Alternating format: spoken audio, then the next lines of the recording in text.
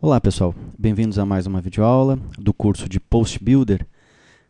E nessa aula eu vou começar aqui mostrando um comentário de um colega e participante, um assinante do portal que me deixou muito feliz, que é o Anderson Souza, né? Ele me mandou um e-mail com um suporte e posteriormente ele me fez um comentário que me deixou muito feliz. Inclusive quero deixar registrado aqui nessa aula, né? Obrigado, Anderson.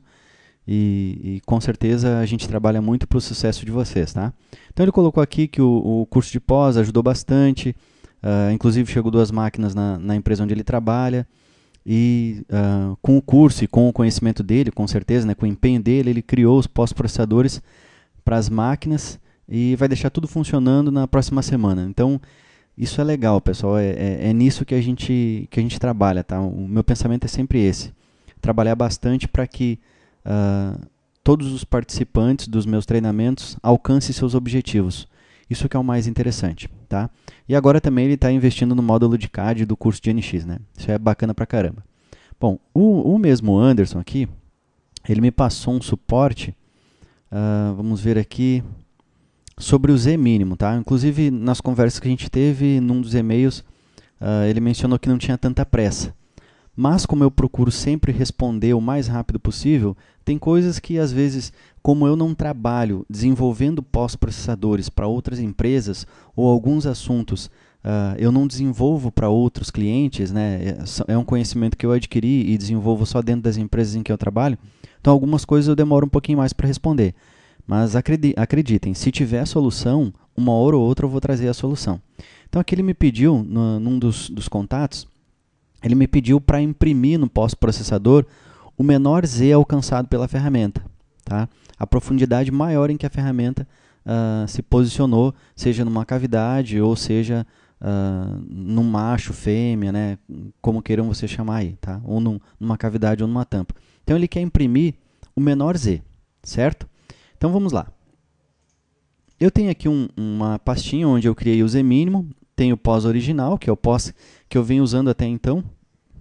Inclusive tem aquela setagem das 2 MCS que a gente viu numa aula. E eu separei porque eu vou salvar esse arquivo dentro do Z mínimo aqui, esse pós, tá? Eu vou abrir no Post Builder e vou salvar aqui para a gente alterar, certo? Tem aqui também um modelo, aquele mesmo que a gente utilizou, inclusive mantive as estratégias, certo? Com as MCS diferenciadas, né? Aqui eu tenho na workpiece, a workpiece normal, a workpiece da tampa, a workpiece da cavidade, a workpiece da tampa, tá? Então a gente tem 2 MCS, ele vai gerar também G54 e G55 separadamente, tá? Então eu vou fazer o primeiro teste do pós-processador. Eu vou rodar ele aqui, vamos abrir, tá aqui no D, curso 3DVS, Post Builder, Z mínimo e aqui no original, tá? Então vou rodar esse aqui, vou deixar para listar, ok? Beleza. Bom, então aqui a gente tem o pós gerado, e se eu for procurar aqui, ó, Ctrl F, vou procurar pelas ferramentas, tá? Então vou digitar aqui o T. Olha só, aqui é a primeira ferramenta, G54, então beleza, aí ele faz a troca, G55, depois vem para cá, faz a troca de ferramenta, né, G54, e posteriormente ele troca somente a MCS, né, então ele imprime o G55, tá? Então é assim que o nosso pós está trabalhando hoje, o nosso pós original, ok? A impressão do menor Z, pessoal, sempre ela deve ocorrer no final do caminho, tá, daquela estratégia. Por quê? Porque não tem como eu pegar lá no início o Z mais baixo se ele ainda nem alcançou, tá? Então a impressão desse valor sempre vai ocorrer no final de cada estratégia. Por exemplo, aqui finalizou a estratégia, a gente podia, onde eu estou imprimindo a ferramenta, ó, logo acima eu posso imprimir o menor Z alcançado, tá? E é assim que a gente vai fazer, ok? Então vamos lá. Eu vou agora aqui para o Post Builder e vou abrir aquele arquivo, ó, Z mínimo, original, vou abrir ele e já vou salvar, tá? File, Save As, só que agora eu vou salvar aqui dentro da pasta Z mínimo, tá? Vou deixar aqui Akira Z mínimo, tá? Salvar, beleza. O que acontece então, pessoal? O que a gente tem que fazer aqui inicialmente? Eu vou entrar aqui no Program to Patch e eu preciso declarar algumas variáveis. Algumas não, é uma variável para a gente controlar e eu tenho que fazer a chamada de outras variáveis. Por exemplo, eu vou criar aqui, na parte onde a gente setou as MCS, que é aqui, Fixture Offset, tá? Eu dei um outro nome para esse custom command, tá? E aqui eu vou setar a variável que a gente vai chamar ela de, vamos colocar aqui em cima, ela global, e vou chamar de z mínimo, tá? Z mínimo, certo? E aqui abaixo eu só vou fazer uma setagem para ela, tá? Essa setagem vai ser set z min, e aí eu vou passar para ela aqui um valor bem grande, por exemplo, 10.000. Ou vamos colocar aqui 100.000, né? Porque não sei qual é o tamanho do arquivo de vocês, do modelo de vocês, tá? Então, isso aqui é o seguinte, a gente está setando uma variável com um valor bem alto, tá? Para fazer uma comparação. Vocês já vão entender onde é que é essa comparação aqui. Eu só não posso setar ela como 0, certo? Porque a gente vai correr riscos. Então, eu vou setar ela com um valor bem alto para a gente ir fazendo comparações. Beleza, eu vou dar um OK aqui. E agora vamos lá para o Custom Command. Eu vou criar um novo Custom Command aqui. Eu vou chamar ele de Z mínimo. Tá? Vou apagar isso aqui tudo. E aqui dentro, eu vou declarar aquela variável, novamente, ó, global z min. E vou fazer aqui um mon output literal. Isso aqui vai imprimir para mim aquela frase que a gente precisa, tá? Por exemplo, eu vou colocar aqui, ó, profundidade máxima em relação a WCS ou MCS, como vocês quiserem colocar aqui, tá? Até é melhor mesmo colocar MCS porque é em relação ao sistema de coordenadas de máquina, né? E aí eu vou colocar aqui Z igual, abre e fecha colchetes, coloco um format,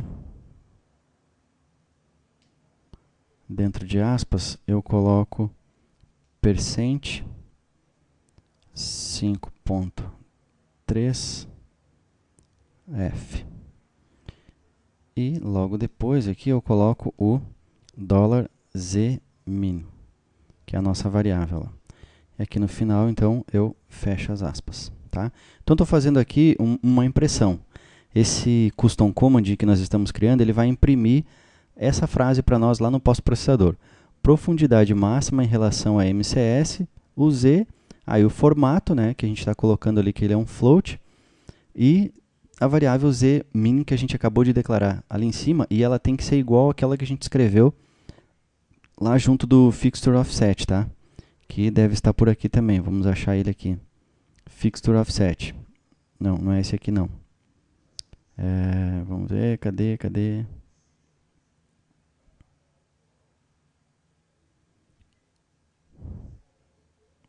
Não estou enxergando não.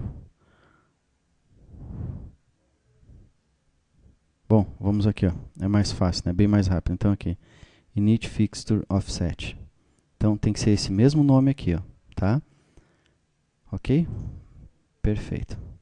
Oh, que dificuldade para ver aquele custom command, né? Provavelmente vocês viram aí. Tá aqui ele, ó. Certo? Beleza, então Z mínimo. Depois que ele imprimiu, para a gente não ter problema, eu vou setar de novo ele, ó, set Z mínimo com o valor de 100.000. Por porque ele vai ficar fazendo uma comparação, tá? Então, ele sempre vai verificar qual é o valor do z mínimo, dessa variável z mínimo, e se ela for, neste caso, menor do que o valor que ele está carregando, ele vai setar com um novo valor, tá?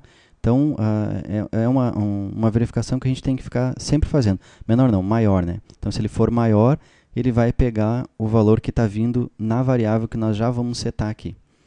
Onde é que eu vou fazer agora a grande mágica, tá? Nós temos um custom command chamado zminimo e temos também, nada tão complexo, lá na init fixture offset, que é onde eu estou pegando as duas MCS, eu apenas declarei essa variável e setei ela com valor. Nada de complexo, né?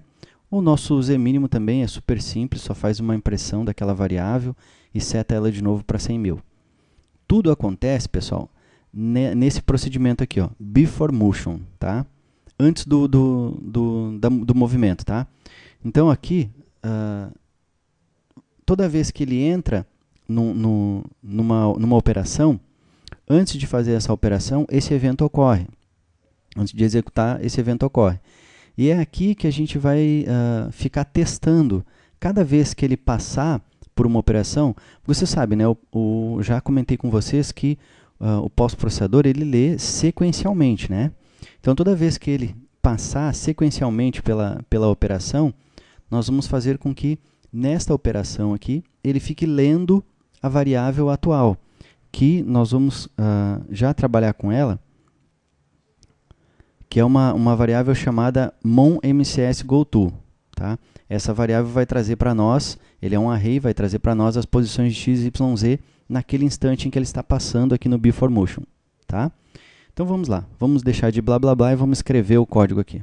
Vou declarar global zmin, que é a nossa variável, né? Depois global mon mcs underline goto. Quer saber o que é essa variável? Olha aqui, ó. Vou copiar ela. Vamos aqui em utilities, browse mon variables. Vou colocar o nome dela aqui, ó, search mon mcsgoto. Olha, ele vai pegar um array, ó, um array de 3 posições. Faz parte da categoria motion, né? E é a posição de saída em relação a MCS, ó. É exatamente isso que a gente precisa, tá? Então, nós vamos capturar esse array, e trabalhar sempre com a posição 2 dele, que é o Z, tá? Beleza. Próxima variável, global mon operation underline type. Isso aqui que eu estou fazendo, tá? Não seria nem necessário fazer, mas eu vou fazer para ficar um negócio mais completo, tá? Então, vou pegar o tipo de operação, certo? Se vocês quiserem saber, eu não vou colocar lá para não perder tempo da aula, mas se vocês quiserem saber cada item que a gente escreveu aqui, ó, cada variável dessa, é só ir aqui no browse mon variables, tá? Então, mon operation type, agora é global mon cycle feed underline to pos. Depois global mon cycle cam. Pronto. Agora a gente dá sequência, né? Vamos começar aqui com o if, então. If. Esse if vai verificar o quê? Nós vamos primeiro verificar qual é a operação que está vindo. Então, vou pegar aqui, ó, operation type, $mon operation type. Se esta operação não for igual, abre e fecha aspas, e aqui dentro nós colocamos point to point. Ou seja, se ela não for uma furação, de ponto a ponto, né? Então, se não for uma furação, o que a gente vai fazer aqui, ó? Point to point.